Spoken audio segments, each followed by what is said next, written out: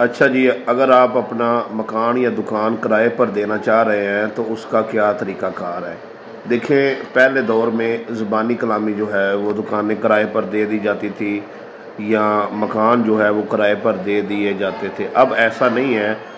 अब दुकान या मकान जो है वो किराए पर देते हुए उसकी तहरीर लिखना जो है वो लाज़मी है। एक तहरीरी मुआहदा जो है आपने लिखना है।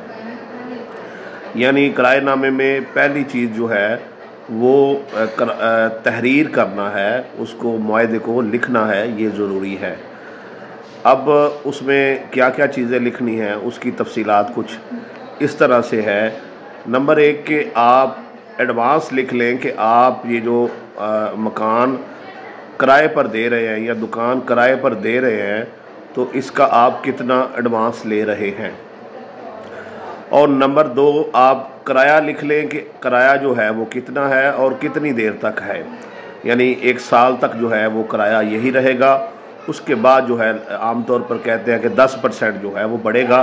ये चीज़ आपने लिखनी है। अगर आप ये चीज़ तहरीर नहीं करते तो आप उसका 2 साल तक किराया जो है वो बढ़ा नहीं सकेंगे कानूनी तौर पर। तो बेहतर है कि आप तहरीर में ये चीज़ लिख लें कि सालाना किराया जो है वो 10% जो है वो बढ़ेगा।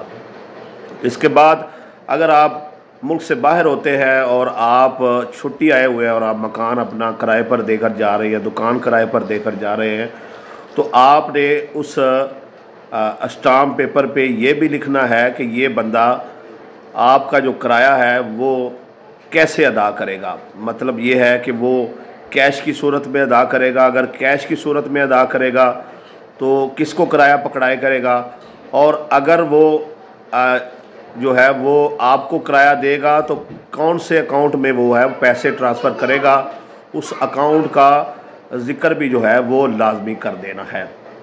और इसके साथ आपने ये भी लिखना है कि किराया कितनी तारीख को देगा। यानी हर माह की 5 तारीख को आप किराया अदा करने के पाबंद होंगे।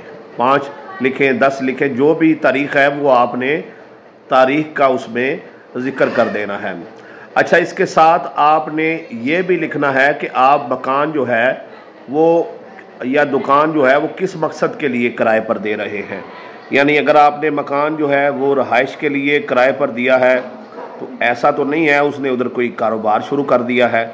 आपने लिख लेना है कि ये मकान जो है मैं रहाइश के लिए किराए पर दे रहा हूँ। आप इधर कोई जो है वो अपना कारोबार वगैरह जो है वो नहीं कर सकते। अच्छा, आपने ये भी लिख लेना है अगर आप मकान जो है वो किराए पर दे रहे हैं कि मैं मकान को इस हालत में किराए पर दे रहा हूँ और जब वापस लूँगा इसी हालत में लूँगा। इसका टूट फूट का जो भी इसका जो नुकसान होगा उसका अजाला करने के आप ज़िम्मेदार होंगे। ये चीज़ें भी आपने तहरीर जो है वो कर लेनी है। अच्छा जी, ये तो होगी चंद एक शराइत जो आपने बुनियादी तौर पर किरायानामा में लिख लेनी है। अब किरायानामा जो है वो तहरीर करने के बाद उसकी एक कापी जो है आप मुतल्लिका थाने में जमा करवाएं ताकि थाने के इल्म में ये आ जाए, मुतल्लिका थाने के इल्म में, कि ये जो फैमिली इधर आकर किराएदार रहाइश पजीर है इनका कोई क्रिमिनल रिकॉर्ड तो नहीं है, कोई मसला तो नहीं है। अगर आप अंदराज नहीं करवाते तो ये कानूनन जुर्म है और इसकी आपको सज़ा भी हो सकती है। और इसके साथ अगली चीज़ ये है कि जब आप तहरीरी मुआहदा लिख लें तो उसको जाकर जो है आपने सब रजिस्ट्रार के पास उसका अंदराज भी करवाना है। अंदराज करवाना क्यों ज़रूरी है? देखिए, इसलिए ज़रूरी है कि कल कला को जो है वो बंदा किराया जो है वो टाइम पर नहीं दे रहा या मकान की कोई तोड़ फोड़ कर रहा है।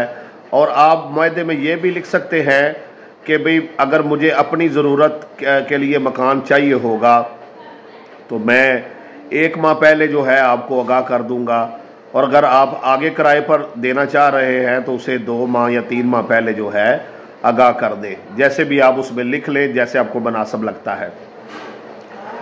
अच्छा, अब आपने मकान किराए पर दे दिया और तमाम शराइत जो है वो लिख ली और उनका जो मीटर अलग है तो वो भी लिख लेना है कि ये मीटर अलग है, इसका आप ही बिल अदा करेंगे। अगर मुश्तरका है तो बिल किस तरीके से अदा होगा वो भी लिख लेना है। इसके अलावा जो और शर्त आप मुनासिब समझें, हर मकान की अलहदा कंडीशन होती है, वो भी आप उसमें दर्ज कर सकते हैं। अच्छा, मकान किराए पर दे दिया, अब किराया जो है वो टाइम पर दिया नहीं जा रहा, मकान की तोड़ फोड़ की जा रही है, गैस का बिल ज़्यादा आ गया है तो वो उन्होंने अदा नहीं किया, 2-3 माह हो गए हैं, या बिजली का बिल जो है वो अदा नहीं किया जा रहा, तो ऐसी सूरत में आप अपना मकान खाली करवाना चाहते हैं तो आपको क्या करना होगा। देखिए, सबसे पहले जो है आप उसको 1 माह का लीगल नोटिस भेजें और वजह लिखें उस लीगल नोटिस में, और बाज़रिया डाक उसको आपने भेजना है।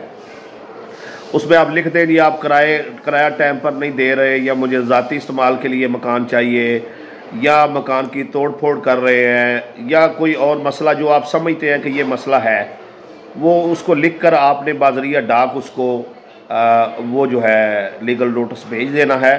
अगर 1 माह तक आपका मकान खाली नहीं होता तो फिर जो है आपको उस पर केस करना होगा, और बहुत जल्द जो है आपका मकान आपके इंशाअल्लाह ताला हवाले किया जाएगा और ख़ाली करवा कर दिया जाएगा।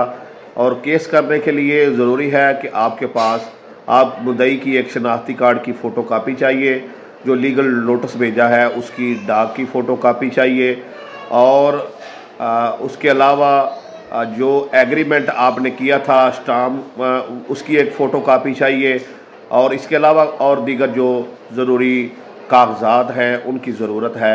अगर आपने किरायानामा जो है सब रजिस्ट्रार के पास रजिस्टर्ड ना करवाया हुआ हो तो आपको जो आपका सालाना किराया है उसका 10% जुर्माने के तौर पर अदा करना होगा, और उसके बाद जो है आपका केस आगे चलेगा और बहुत जल्द आपका मकान खाली करवा कर दिया जाएगा।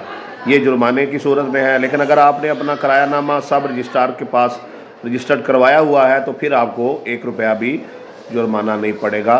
तो इस तरीके से आप अपना मकान जो है वो खाली करवा सकते हैं। बहुत जल्द आपका मकान खाली करवा कर आपके हवाले कर दिया जाएगा।